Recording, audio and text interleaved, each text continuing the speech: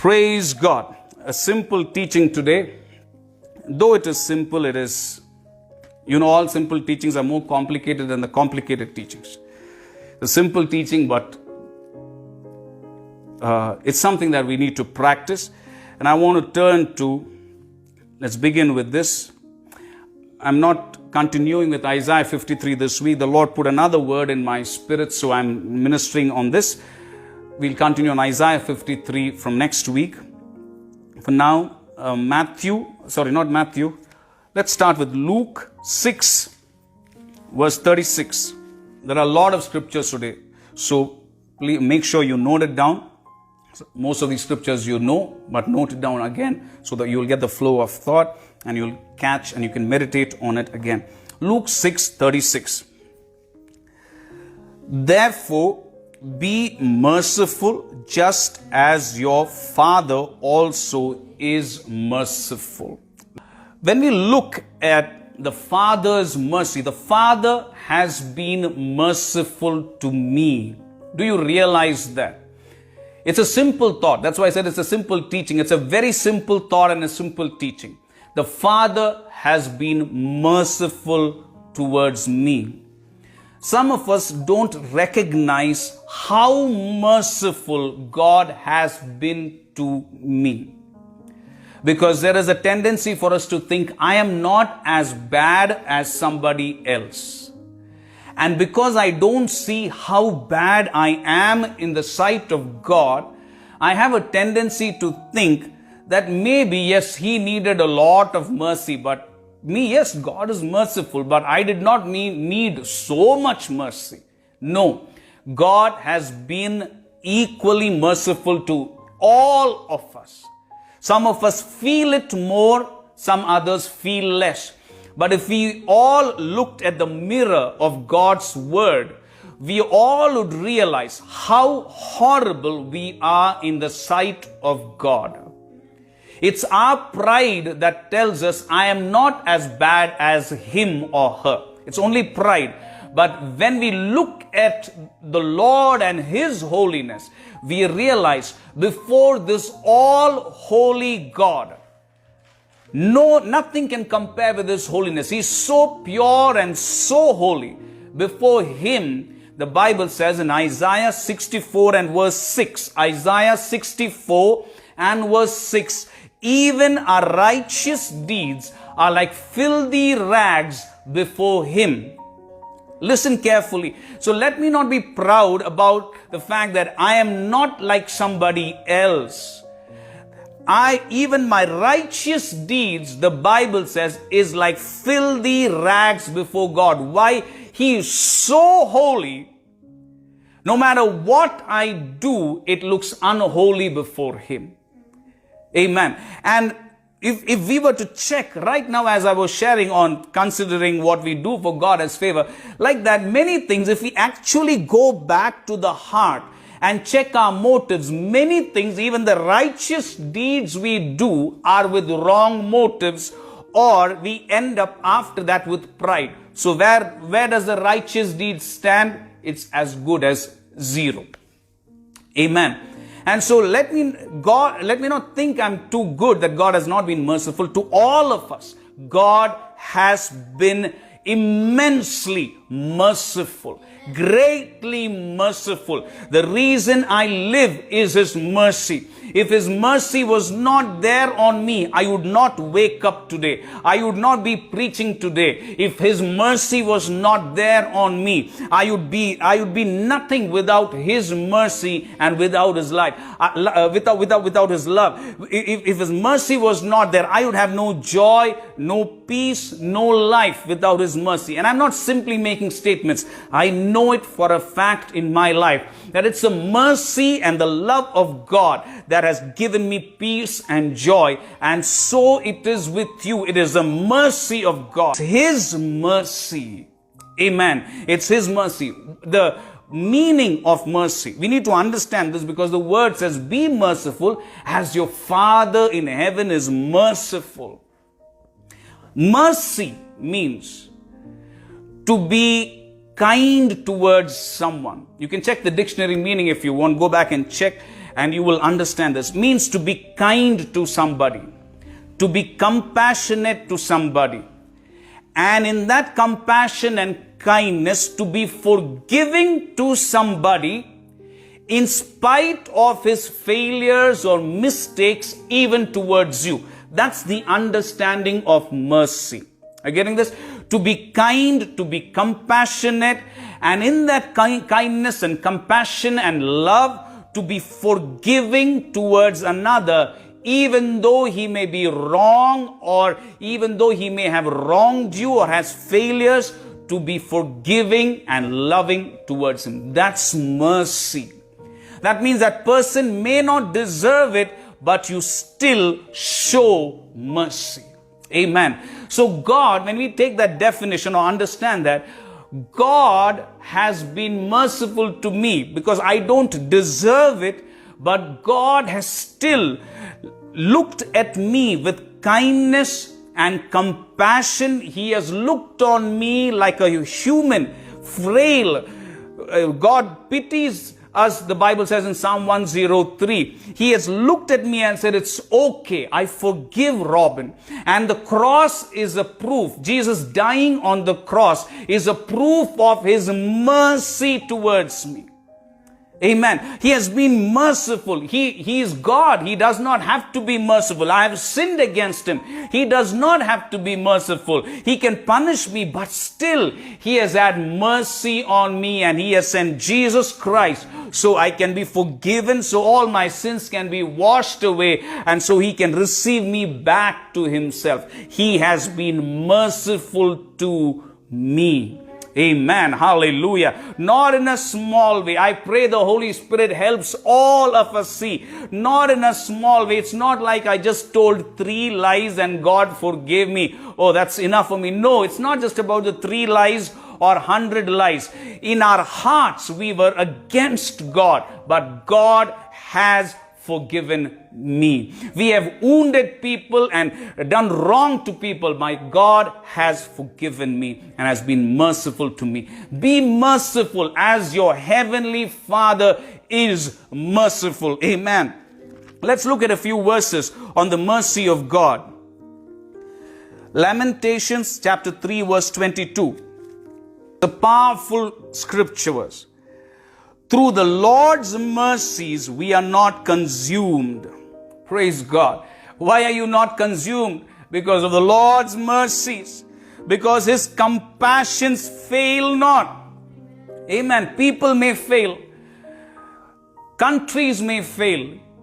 The electricity in your house will surely fail. But the Lord's compassion will not fail. Amen. They are new every morning. Great is your faithfulness. Amen. Through the mercies of God, I am not consumed.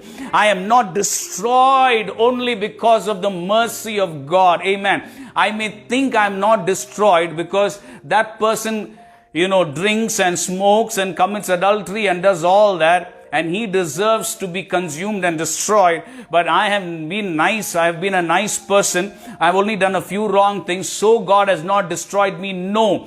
For all of us, we are not consumed and destroyed only because of the mercy of God. Amen. Don't look at yourself, comparing yourself with somebody else with your own eyes in the human reasoning. Always let's compare ourselves with God. We will see who we really are. In his light, we will see light. In his light, we see who we are. And then we can get closer to him, seeing how loving and merciful he is. Amen. Through the Lord's mercies, I am not consumed. Can you lift your voice and say that? Through the Lord's mercy, I am not consumed. Amen. And his compassions because his compassions fail not. Mercy, compassion is a part of mercy. Kindness is a part of mercy because he is merciful. Today he is having compassion on me.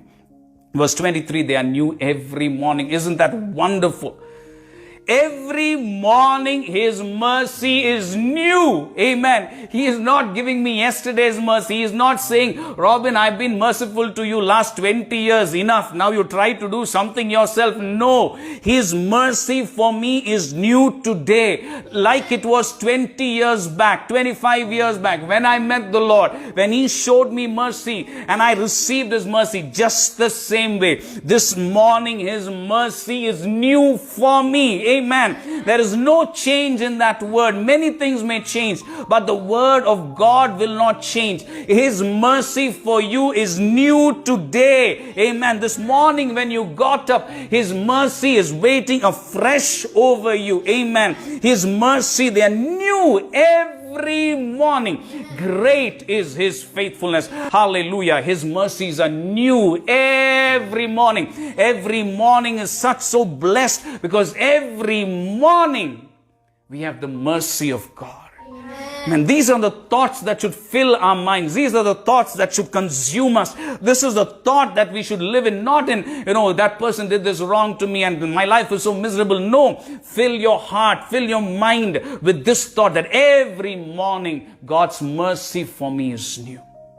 Amen. That's why Hebrews chapter 4 and verse 16, we've used it so often of late. Hebrews 4:16 says, therefore, come boldly to the throne of grace. Therefore, what are the previous verses? It says Jesus is the great high priest. Because He is the great high priest, come boldly to the throne of grace. For what?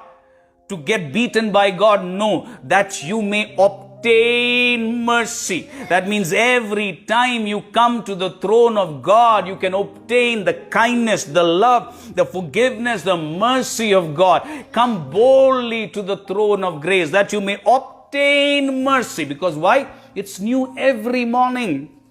It's not just an Old Testament scripture, Lamentations 3:22. The New Testament is even better. Praise God. You can come to the throne anytime to obtain mercy and find grace in the time of your need to help you. Amen.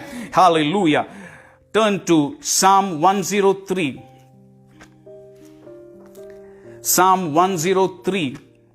May the Holy Spirit help you see it and catch it. And when we understand His mercy, there is no way that we will not be merciful. There is no way we will live a better life. We will live a better life when we see the mercy of God on me. We will live a humble life when we see the mercy of God. Psalm 103, verse 8 to 10. Psalm 103, 8 to 10. The Lord is merciful and gracious. The Lord is merciful and gracious. You heard that so many times.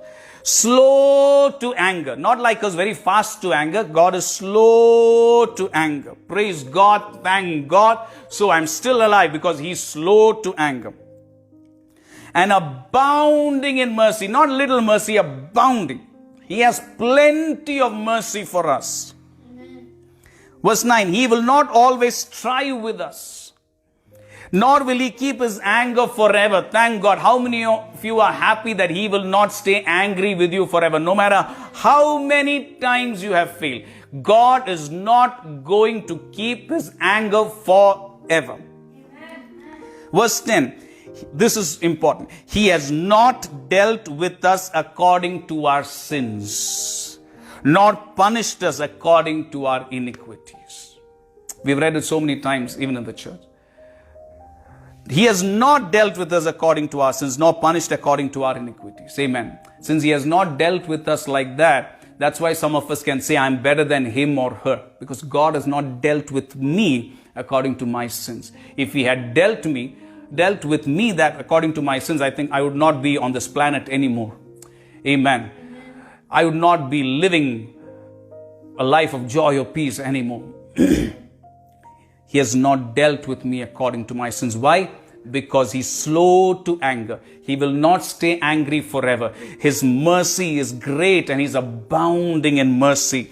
Verse 13, look at verse 13. As a father pities his children, so the Lord pities those who fear Him. The Lord pities us. He has mercy on us. He's so good. He says it's okay. He's just small boy, he's just a small girl. How we look at children and say, they're still, just let them go, it's okay. Just like that, God says, He has pity on you and me. Don't think God has had pity on somebody else, I'm great, so no.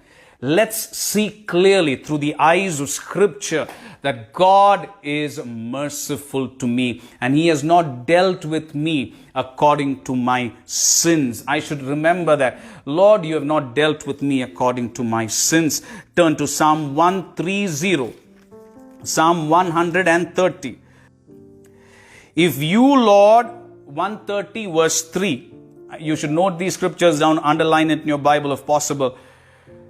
If you, Lord, should mark iniquities, O Lord, who could stand? If you, Lord, should mark iniquities, O Lord, who could stand? If you mark our transgressions or sins, we even sing that song. Only by grace can we enter. In that we sing this verse. If you, Lord, should mark my transgressions or sins, who could stand? The New Living Translation puts it like this. Lord, if you kept a record of our sins, Lord, if you kept a record of our sins, who, O Lord, could ever survive? Amen. Lord, if you kept a record of our sins, who, O Lord, could ever survive? Amen. If we had marked our transgressions day to day, would we survive? No. But instead of that, God has put all our sins upon Jesus Christ on the cross. And Jesus Christ, through Jesus, God has shown us His mercy and compassion and forgiven us. And Jesus Christ rose up on the third day. And it's because Jesus died on our behalf. That's why we are not saved by any other thing. It is not because of our goodness. Because if God kept a record of our wrongs, we would not survive. Not if we keep record of our record, there will be no sins. Hardly any sins will come. If we keep a record, you can make sure, you just check this week, keep a record of sins. You will make sure you will find out that you are keeping a record not of your sins, but you have a huge list of record of sins of other people. This is what he did, this is what she did, this is what my husband did, this is what my wife did, this is what my father did, this is what my brother did, this is what my friend did, this is what that boss who 20 years back, this is what he did. We'll have a record, huge record of wrongs of others. In my record, it will almost be clean. You'll add one or two just for the name's sake. Am I right? But if God kept wrong, I would not have salvation. And that's why the only way I have salvation is through Jesus, because He is the innocent Lamb of God who had no sin. The innocent Lamb of God died in my place, in my sinful place, in my place as a sinner. Jesus died and took my punishment, and all the punishment that should have come to me, God put on Jesus, and so I am free now. Amen. What a reason to worship Jesus and worship God. I am free because of Jesus. That's why we are not saved by our traditions, not saved because of the church we belong to, not saved because of a pastor or preacher we listen to, not saved because of the good we do, not saved because of a denomination or a country we live in. We are saved only through Jesus Christ. Amen. For there is no name given to us under heaven by which we may be saved except the name of Jesus Christ. No name given to us under heaven on earth except the name of Jesus Christ. Acts chapter 4 and verse 12. In Psalm 51, David prayed. Psalm 51 verse 12. Quickly, David prayed, Lord, after he sinned terribly, he prayed, have mercy upon me, O God, according to your loving kindness, not according to my sin, but God, have mercy on me according to your love. Amen. And according to your multitude of your tender mercies, blot out my transgression. Lord, don't deal with me. David is saying, don't look at me according to my sin or what I've done. Please look at me according to your mercy and loving kindness and tender mercy. Look at me that way. Amen. What a loving God we have. Amen. Ephesians 2 and verse 4. Ephesians chapter 2 and verse 4. But God, but who? But God, who is rich in mercy. Okay, let's read the previous two verses so we will understand that better. Verse 1 to 4, Ephesians 2, 1 to 4.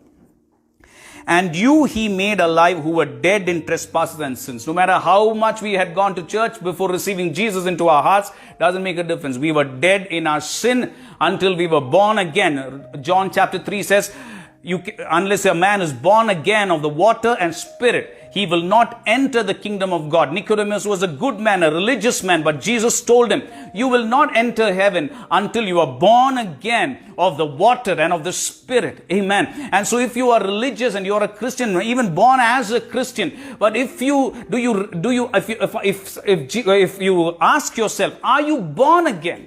What would you say? Are you born again? Born again is not a church. Many people think born again means, oh, are you born again church? Born again is not a church. It's not a denomination. It's what Jesus told Nicodemus in John chapter 3. Unless a man is born again of the water and the spirit, he will not enter into the kingdom of heaven.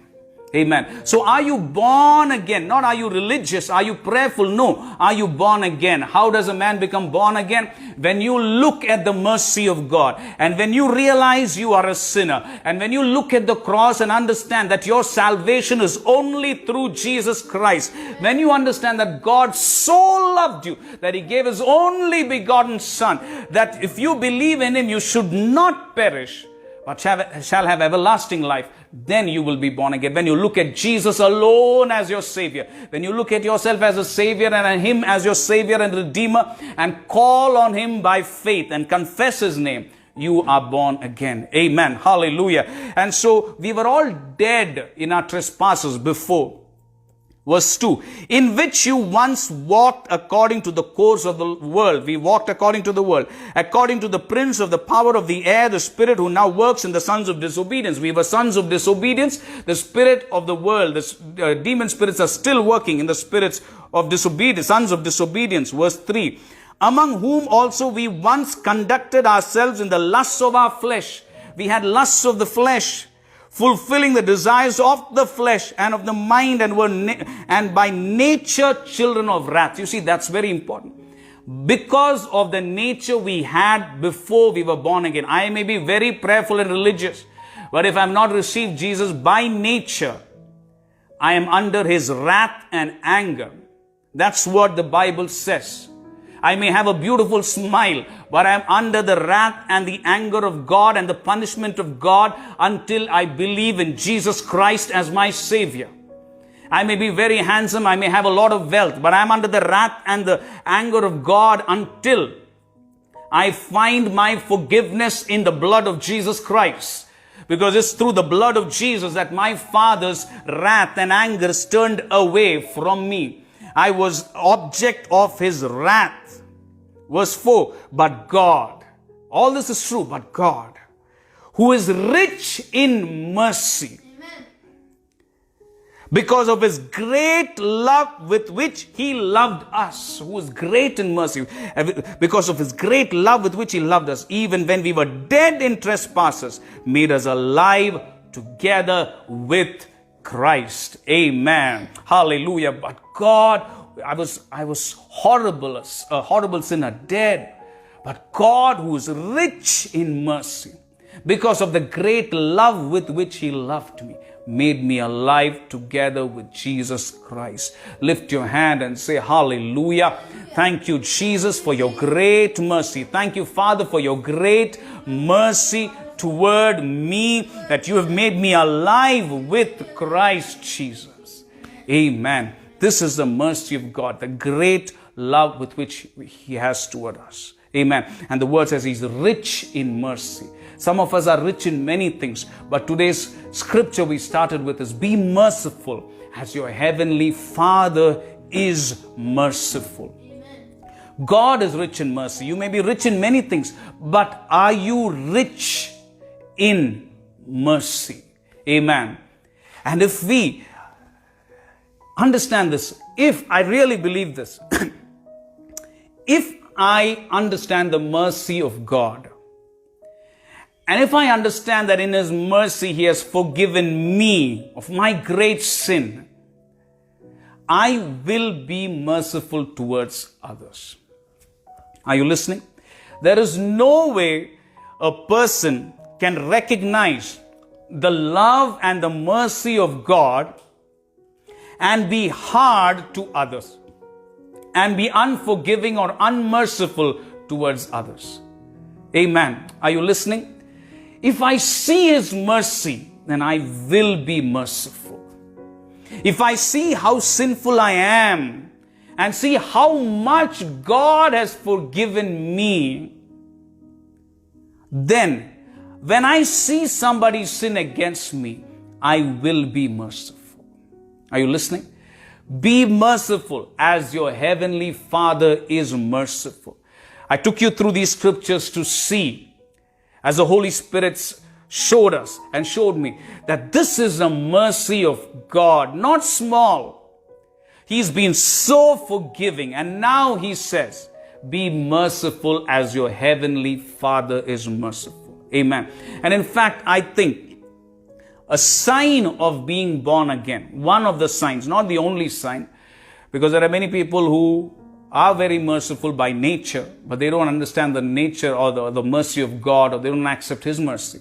So, but for a believer or for a person, one of the signs that I am born again, that I have understood God's love and forgiveness, that a proof that I am forgiven is when I can show mercy to others. It's a sign to me that I also have received the mercy of God. It's a proof of you being born again. It's a proof that yes, you understand what it means to be born again. Born again means I'm a horrible sinner, unmeriting, undeserving of God's mercy and forgiveness, and yet God has forgiven a vile, wicked, hopeless, sinful person like me. And He has shown me mercy through Jesus. That, when you understand that and receive the forgiveness of God, that's what makes you born again. And proof of that is because you've seen His great love and mercy, now you will give out that mercy and forgiveness to others. So that's a sign. Look at yourself. And that's a good way for us to see whether I'm born again and whether I'm walking in my born again nature. Amen. Are you listening? Be merciful as your heavenly Father is merciful. Amen. Shall we look at some more scriptures?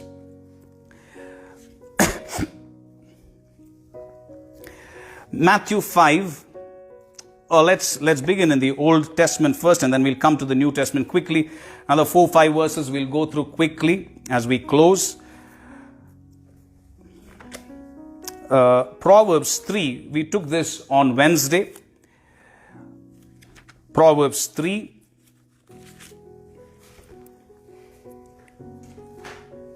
Proverbs 3, 3 and 4. Proverbs 3, 3 and 4. Let not mercy and truth forsake you. Bind them around your neck, write them on the tablet of your heart, and so find favor and high esteem in the sight of God and man. Amen.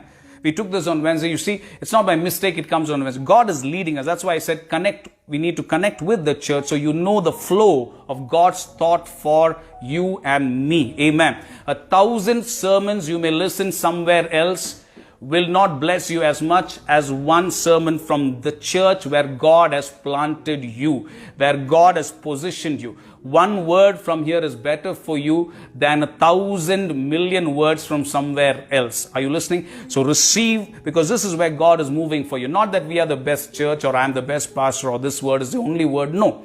Where God has put you, there He will bless you and speak to you. Amen. Let not mercy and truth forsake you. Let not mercy forsake you. Let it always be with you so that you will find favor with God. If you want to find favor and walk with God every day and you want to find His favor every day, be merciful. Be merciful and don't forsake truth. Amen. Matthew chapter 5. Matthew 5. Note down these verses and go back and meditate and may it become a blessing to you. Matthew 5. Verse 5. Matthew, not verse 5, Matthew 5 and verse 7. Blessed are the merciful, for they shall obtain mercy. Amen. Blessed are the merciful, for they shall obtain mercy. When you show mercy, you will find mercy. Amen. It's both ways. When you find the mercy of God, you will be merciful. When you show mercy, you will find the mercy of God. See, these are the words of Jesus. Some people would like to say this is before the cross, and so it's the old covenant and all that. Please don't believe all that nonsense. I truly believe Jesus did not waste 3 years of his life teaching us the old covenant. He was telling us how to walk in the new covenant as he taught us everything. Why would Jesus come and waste 3 years teaching us the old covenant? No, he was teaching us how we ought to walk once the new covenant is established. Amen. Be merciful. Blessed are the merciful, for they shall obtain mercy. Value every word of Jesus. Amen. Now Matthew chapter 6. Matthew 6 verse 12. The prayer, Our Father, and forgive us our debts or sins as we forgive our debtors or those who sin against us. Amen. Forgive us our sins as we forgive others. Verse 14 and 15. For if you forgive men their trespasses, your heavenly Father will also forgive you. But if you do not forgive men their trespasses, neither will your Father forgive your trespasses. Amen. For if you forgive men their trespasses, your heavenly Father will also forgive you. But if you do not forgive men their trespasses, neither will your Father forgive your trespasses. Amen. God can forgive. One way to understand it, you will never walk in the fullness of his forgiveness if you don't learn to forgive. You can say, I'm forgiven. But if you and we don't show mercy, as I said in the beginning, the meaning of mercy is to show kindness and compassion and forgiveness to someone who wrongs you. We have wronged God. God showed us mercy. When someone wrongs us, when we show them kindness, compassion, forgiveness, it's mercy that we show. And so the word says, be merciful as your heavenly Father is merciful. And if I don't show mercy, I will never enjoy the forgiveness of God. And Jesus said, you will not be forgiven. In the end, you will find that you were never forgiven because you never received his forgiveness. Amen. You were not ready to walk in his forgiveness. You wanted his forgiveness, but you didn't want to show mercy. Chapter 5, Matthew 5. Verse 23 and 24. Matthew 5, 23 and 24. Therefore, if you bring your gift to the altar and there remember that your brother has something against you. Therefore, if you bring your gift to the altar, this is Matthew chapter 5, 23 and 24. If you bring your gift to the altar and there remember that your brother has something against you. You remember, somebody has something against you. Leave your gift there before the altar and go your way. First be reconciled to your brother and then come and offer your gift. How such powerful words. The Lord is not trying to, cut corners and give us shortcuts. He's saying, you have found the mercy of God. If somebody has wronged you, go first show mercy and forgiveness. Then come back and offer your gift at the altar. Amen. That's why our worship involves our love. Our worship involves how we treat people. Our worship involves being merciful. And as we sing and as we worship, if I find in my heart I'm wrong to somebody, I've wronged somebody, I'm angry with somebody or somebody is angry with me, let me first set it right before I give a big gift to the Lord. Let me first find his mercy and let me show mercy first. Amen. Again, let me remind you, some of us immediately will say, oh, the first part was good. First part of pastor's preaching was so powerful and so good. Second part and all, very difficult. We should not do that. If you find the second part that I'm teaching you now difficult, the secret is still what I told you the last week and the previous week. Don't go away and say it's difficult. Come to the throne of grace and you will obtain mercy and find grace for help in the time of your need. You will find grace where you find it difficult. When you meditate on His mercy, there is no way you will not be merciful. If you have not been merciful, you've never seen the mercy of God. You've never understood the mercy of God. Go into your prayer room today. Take these verses and meditate and see how much He has forgiven you. And as you see His mercy, you will be able to be merciful. Amen. Hallelujah. Next, chapter 9, verse 13. Chapter 9, verse 13. Chapter 9, verse 13.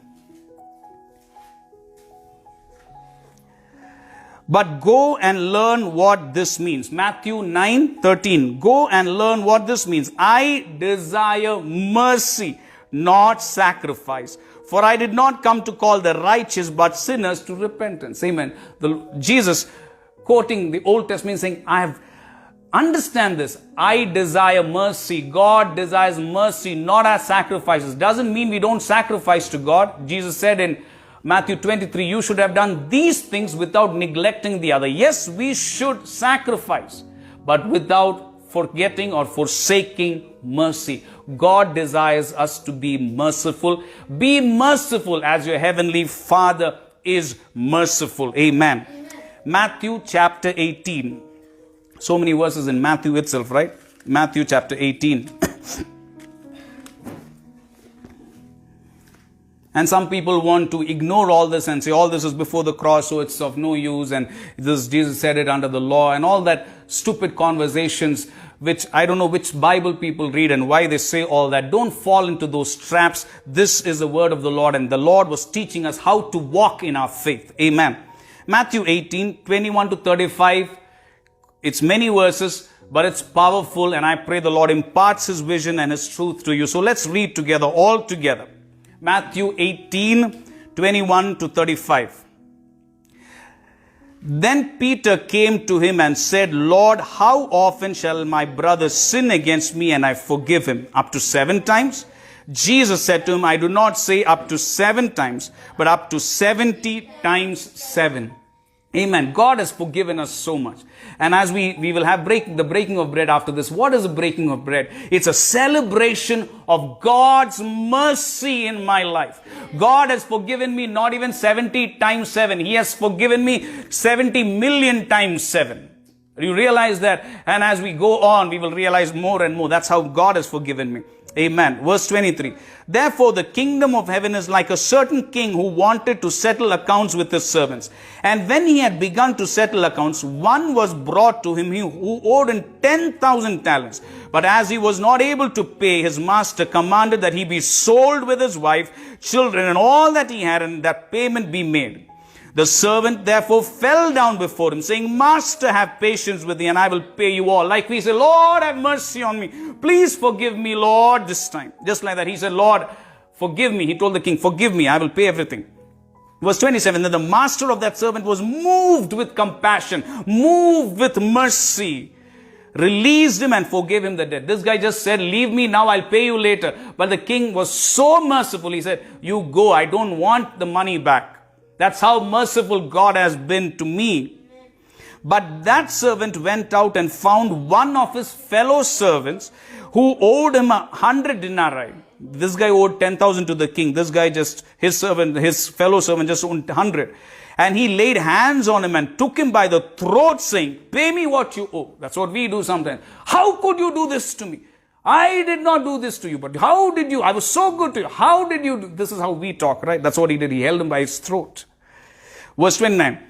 So his fellow servant fell down at his feet and begged him, saying, have patience with me, and I will pay you all. Verse 30. And he would not, but went and threw him into prison till he should pay the debt. See, this guy didn't understand that just now he was forgiven of such a huge debt.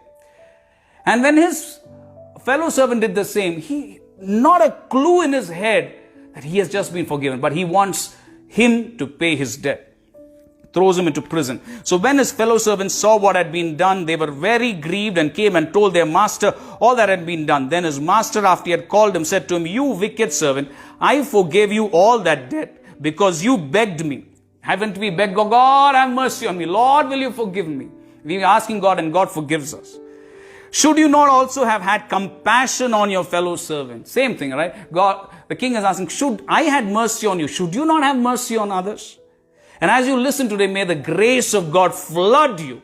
As you see how compassionate God has been to you, may the mercy of God fill your heart so that mercy will flow out to others. Just as I had pity on you. Verse 34.